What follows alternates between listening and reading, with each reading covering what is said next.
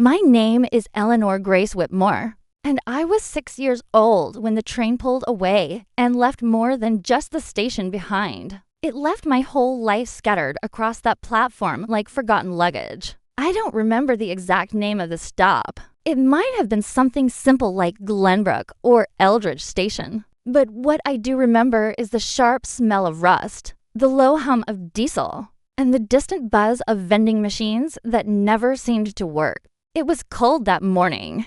Not winter cold, but the kind of chill that made your skin feel like paper and the wind feel personal. We were somewhere between Chicago and St. Louis, heading southbound. My parents had taken me on trains before, usually short trips, weekend adventures, little escapes from our small, crumbling apartment on the south side of Chicago. This trip had felt no different at first. I had packed my teddy bear, a coloring book, and a Ziploc bag full of broken crayons. I remember Mom had made me a peanut butter sandwich that morning and wrapped it in foil.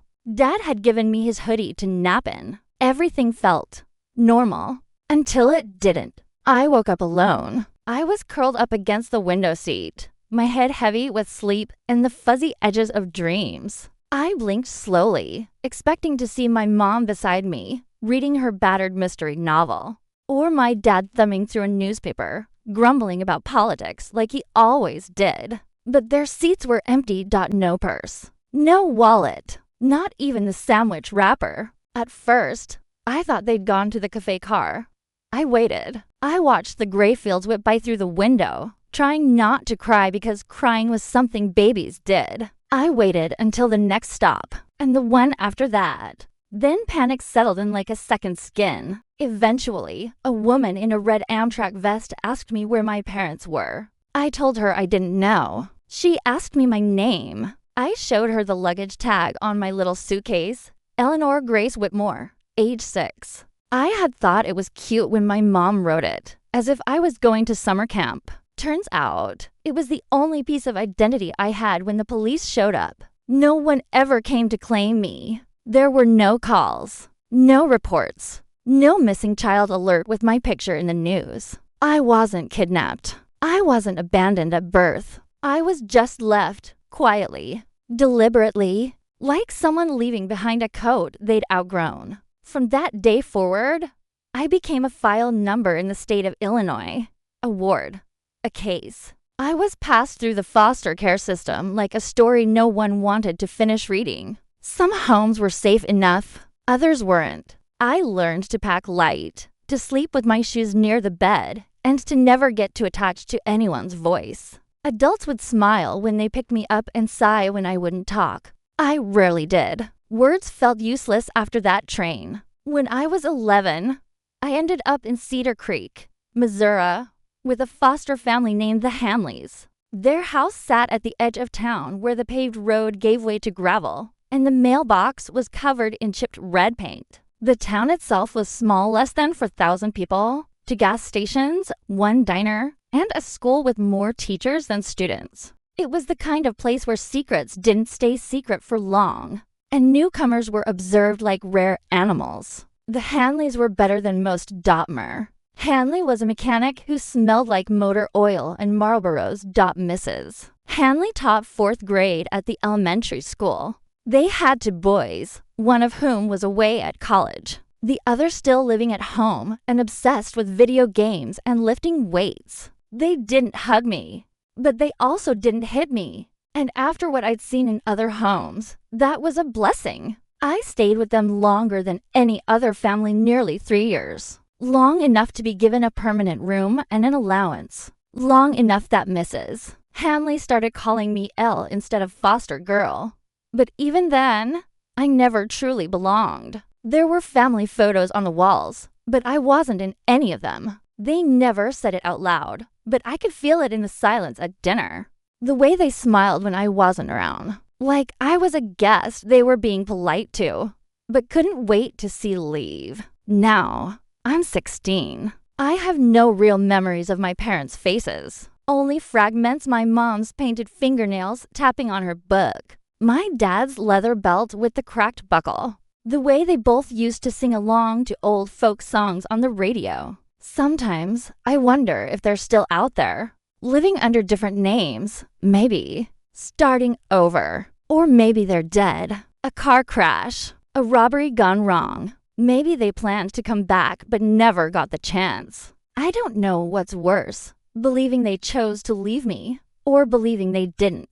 I've learned how to blend in. I keep my grades up. I keep quiet. I don't make waves. I tell the counselors what they want to hear. I don't cry anymore when trains pass by. I just stare. Every whistle, every rattle is a reminder that I'm still here, still moving, still unfinished. The suitcase with my name on it is the only thing I've kept from that day. It sits in my closet now, dusty and small, with a broken zipper and faded stitching. Sometimes, late at night, I take it out and run my fingers over the letters like a prayer. Eleanor Grace Whitmore, a name they gave me before they disappeared. I carry that train station inside me. Even now, it lives behind my ribs like a locked room. And though 10 years have passed, I still wonder if they looked back, if they hesitated, if they loved me enough to regret it. But they never came back. And so, I learned to survive alone.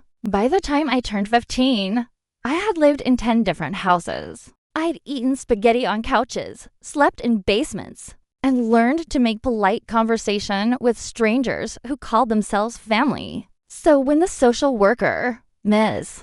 Jennings, told me I was being moved to Maple Ridge Lane, I didn't expect anything different. Another stop, another temporary bed, another few months before I packed my things again and disappeared into someone else's backseat. But the Shepherds were not what I expected. Their house stood quietly behind a row of sugar maples, the kind that turned the street into a golden tunnel in the fall. It was just stories, painted blue so faded it looked gray, with shutters that hung at odd angles and flower boxes that bloomed more weeds than petals. But it had character like a face that had smiled through decades of weather. It didn't look perfect, and somehow that made it feel more honest. Miriam Shepherd met me at the door with flour on her hands. "You must be Eleanor," she said, brushing her palms against her apron. "Come on in, sweetheart." No one had called me that in years.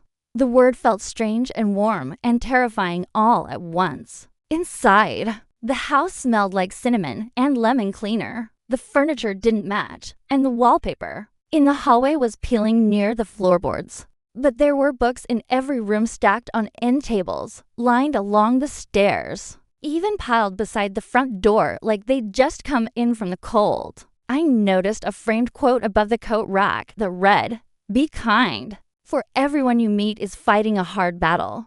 I didn't know who said it, but it sank into me like a seed. Her husband, Calvin, was quiet.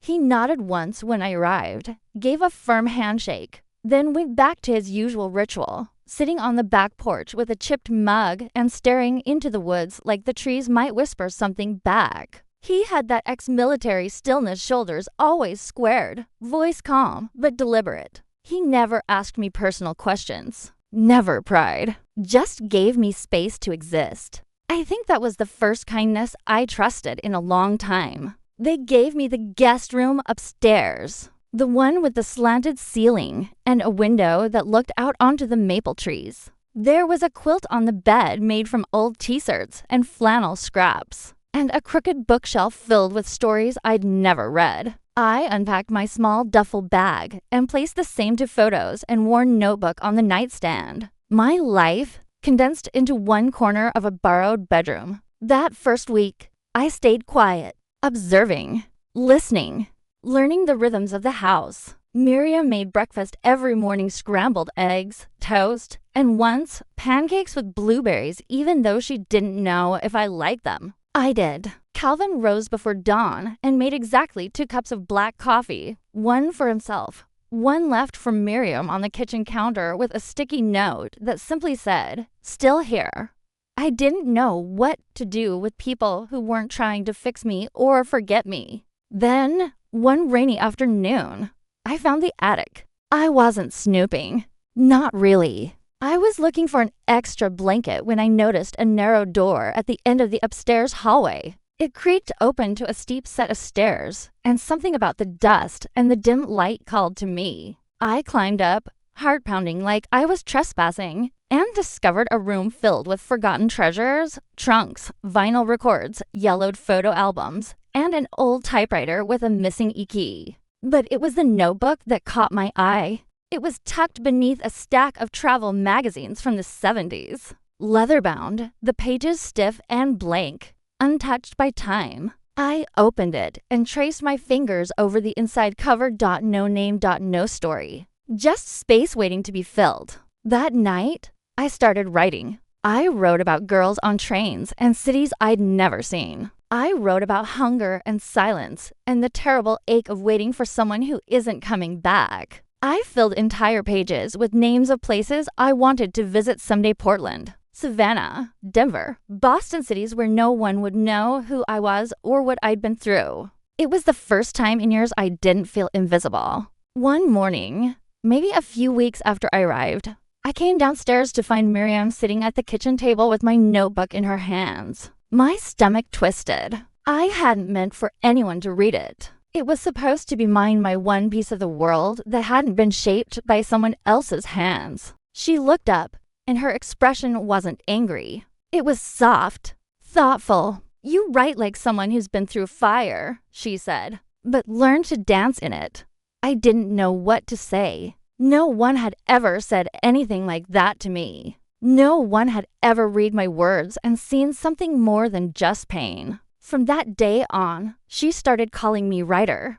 Not in a joking way, in a real, proud kind of way. Like she saw it in me, something I hadn't dared to believe in myself. The Shepherds didn't ask me to talk about my past, but they never pretended it didn't exist. They let me be quiet when I needed to be, and let me speak when I was ready. Calvin taught me how to fix a leaky faucet. Miriam showed me how to make banana bread from scratch. It wasn't dramatic or cinematic, just steady. Safe. For the first time, I let my guard down. I started leaving my shoes in the hallway instead of keeping them by the bed. I started laughing at Calvin's terrible dad jokes. I started waking up and not feeling dread wrap itself around my chest like a vine. It didn't mean I forgot. I still flinched when I heard trains in the distance. Still had nights when I couldn't sleep because I remembered that moment waking up alone. But the pain didn't define every second anymore. It had space now. It could breathe. That house on Maple Ridge didn't fix me, but it reminded me that I wasn't beyond repair. And for a girl who grew up thinking she was disposable, that was everything. The first time I ever held money that I'd truly earned, it felt like freedom. Not much, just $300 from a statewide short story contest I'd entered under a pseudonym. I wrote about a girl who lived on trains and talked to strangers like they were mirrors. It wasn't a masterpiece, but it was honest. And maybe that was enough. I didn't tell Miriam or Calvin I'd entered the contest. I didn't even tell them when I won. I just folded the check into an envelope, walked 3 miles to the nearest post office in Cedar Creek, and used it to buy a one-way Greyhound ticket to Savannah, Georgia. I had just turned 17. Savannah was one of the cities I used to write in my attic journal, back when I was still living under the Shepherd's roof. The name always sounded like magic to me: sweet tea, moss-draped oaks, music drifting through the streets. I didn't know a soul there. And that was the point.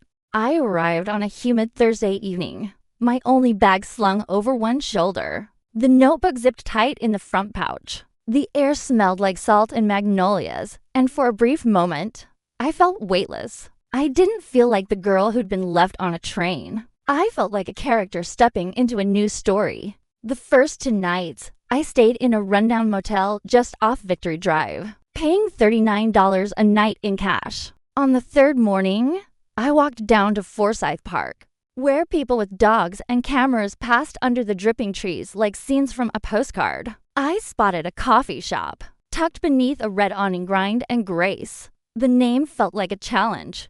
Inside, the floors creaked and the espresso machine coughed like it had a grudge. But it smelled like safety. The woman behind the counter was maybe in her late 30s, with a halo of red curls pulled into a messy bun and a scar above her eyebrow. That made her look perpetually skeptical. You looking for something? She asked, arms crossed. Work, I replied. She raised an eyebrow. You got ID. I hesitated. Not on me. She studied me for a moment. You legal. I didn't answer, just held her gaze. After a long silence, she sighed. You know how to make a latte? No, I said. But I learn fast. She smirked. You better.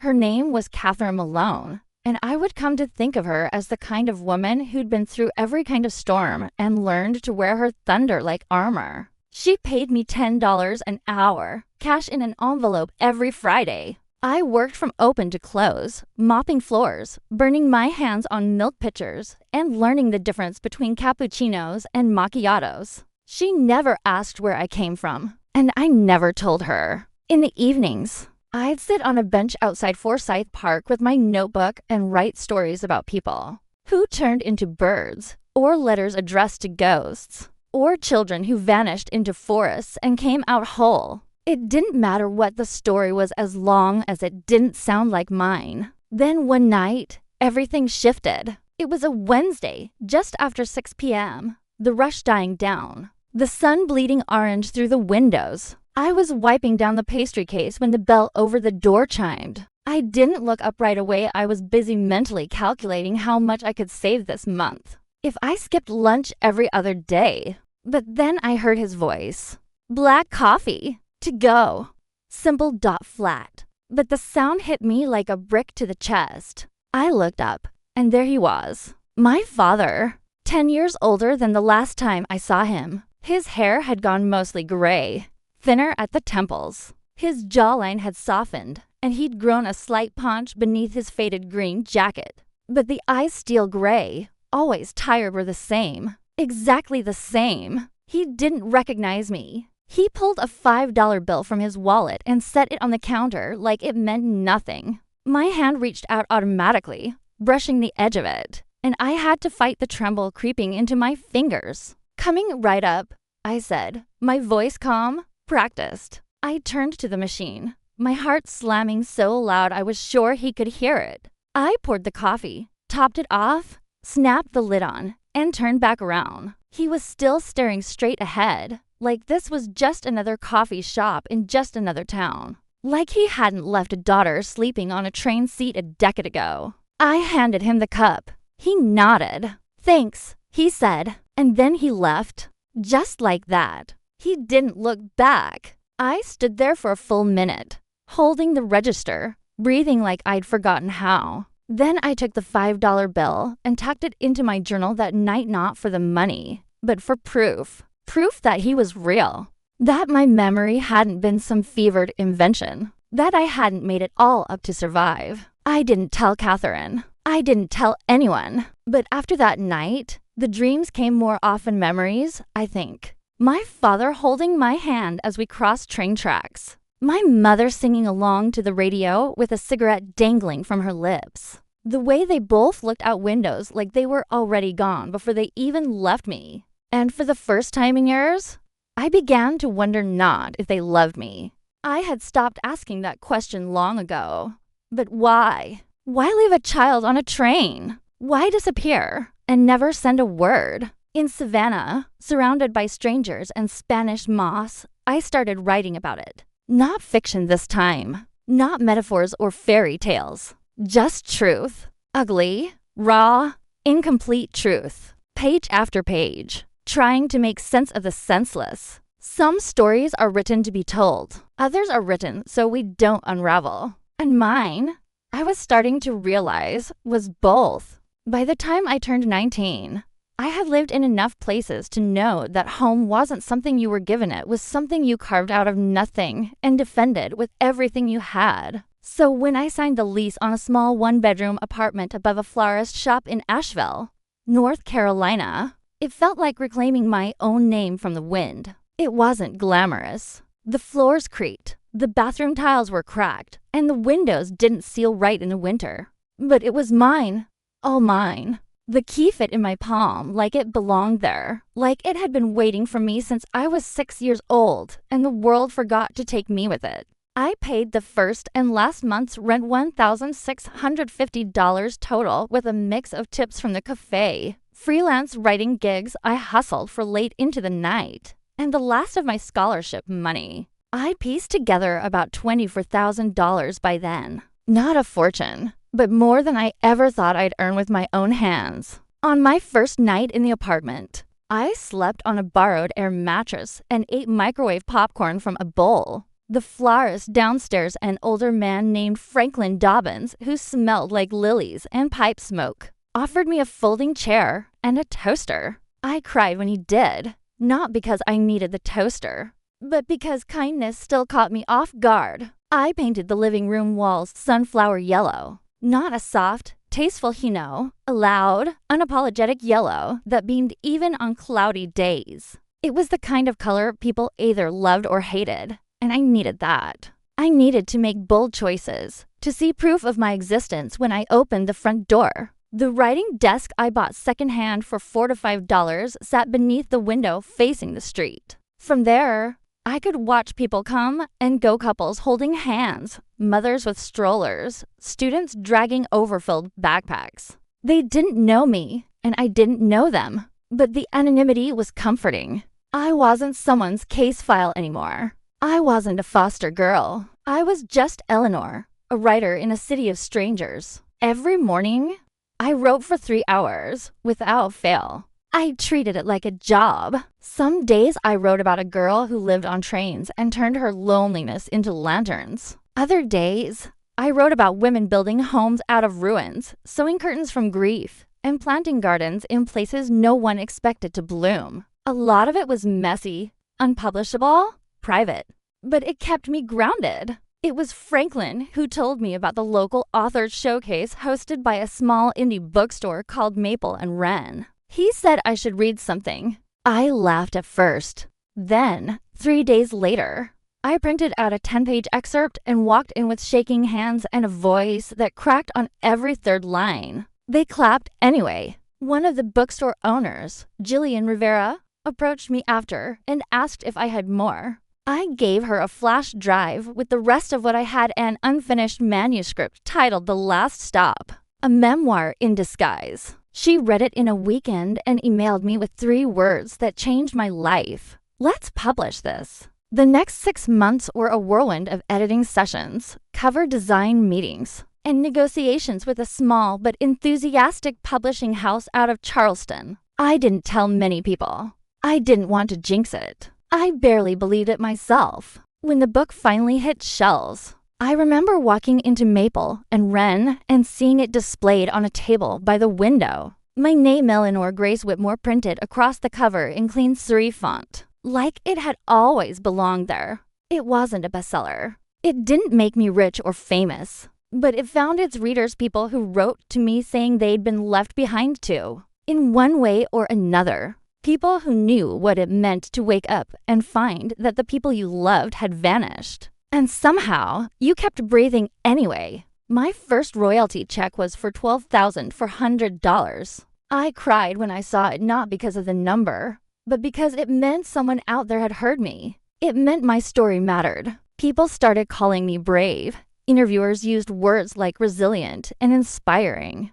But the truth is, I never felt brave. I still woke up with anxiety in my chest. I still jumped at unexpected knocks on the door. I still kept my shoes by the bed, just in case. I wasn't brave. I was just someone who kept walking long after the train left. Some nights, I'd sit on the fire escape and think about that platform in Illinois, about the girl I used to be. I imagined her standing there, confused and terrified, clutching a teddy bear and waiting for parents who never came back. I used to hate her weakness. Now, I admire her strength. She waited. She endured. She survived. I don't know if I'll ever find out why they left me. And maybe I don't need to. Maybe surviving was enough. Maybe choosing to live, day after day, was the only answer I ever really needed. One morning, Franklin brought me a bouquet of white roses and said, "I read your book. I think you wrote yourself home." I smiled. I didn't have the heart to tell him I still didn't feel all the way home. But maybe I was getting closer. The apartment on Maple Street was never meant to be forever. It was the first draft of the life I was building, messy, honest, and mine. One day, I'll move. Maybe I'll buy a house. Maybe I'll paint the walls navy blue and adopt a dog with crooked teeth and a name like Hemingway. But I'll always remember the first place that was truly mine. A one-bedroom above a flower shop. In a town where no one knew my name. Where I wrote a book. Where I found my voice. Where, for the first time in my life, I didn't feel lost. I felt found.